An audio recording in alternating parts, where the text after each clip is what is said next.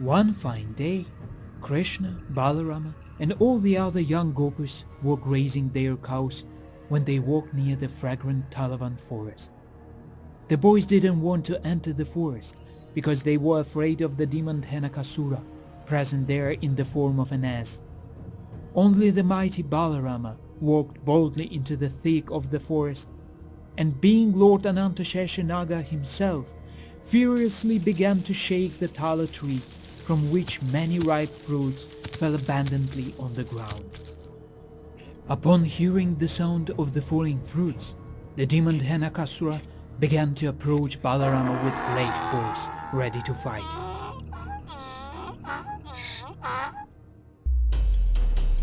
Dhenuka angrily kicked Balarama with his hind legs in the chest. Balarama immediately caught hold of the legs with one hand and wheeling him around, threw him into the treetops. Dhenuka lost consciousness, but when he came back to his senses, he manifested his terrible form with 4 sharp horns.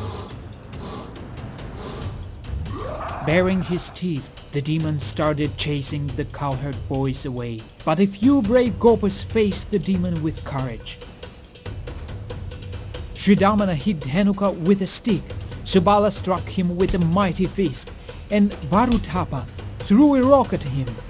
Then Krishna grabbed Dhenuka with both hands, spun him around himself, and threw him on the top of Govardhan. From the force of this throw, the demon lost consciousness for an hour. Trembling all over, he manifested his 4-horn form again, and lifting Krishna on his horns, carried him into the sky. They fought fiercely high up in the sky.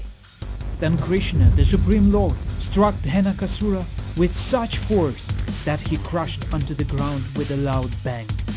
Dhenuka fainted, and when he got up, he uprooted Govardhan hill with his terrible horns and threw it at Krishna. Catching the hill, Krishna launched it at Dhenuka's head.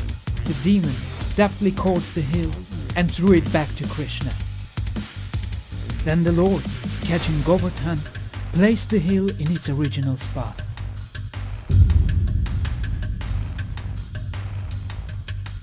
The demon attacked Balarama, kicking his hind hooves and uttering a wild cry. Balarama grabbed the donkey demon with both hands and crushed him hard into the ground.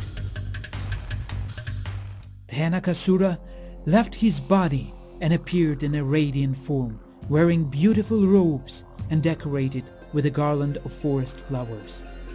The demigods from the higher planets began to shower flowers on Krishna and Balarama and started to beat their drums and offer devotional prayers.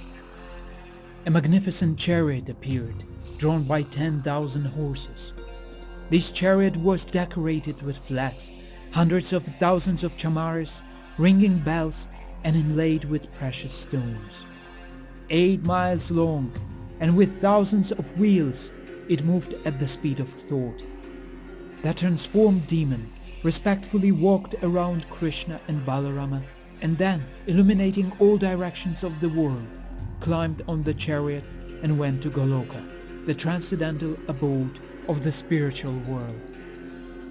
Dhenakasura, the ass-demon, gross materialistic intelligence, ignorance of spiritual knowledge.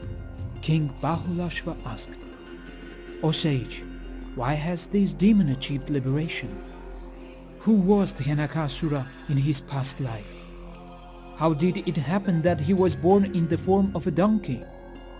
Sri Narada replied, "He was the powerful son of King Bali, and his name was Sahasika. Once, he was enjoying pastimes with 10,000 women on Mount Gandhamadana. The sounds of musical instruments and ankle bells brought Durvasa Muni, who was meditating on Lord Krishna in a cave, out of his trance. The sage was outraged by these disturbances and left his cave to curse Sahasika. "O fool! You have become like a lustful ass. Therefore, you will be one a demon, after 400,000 years, in the transcendental Mathura Mandala, in the sacred Tāla forest, you will attain liberation from the hand of Lord Balarama.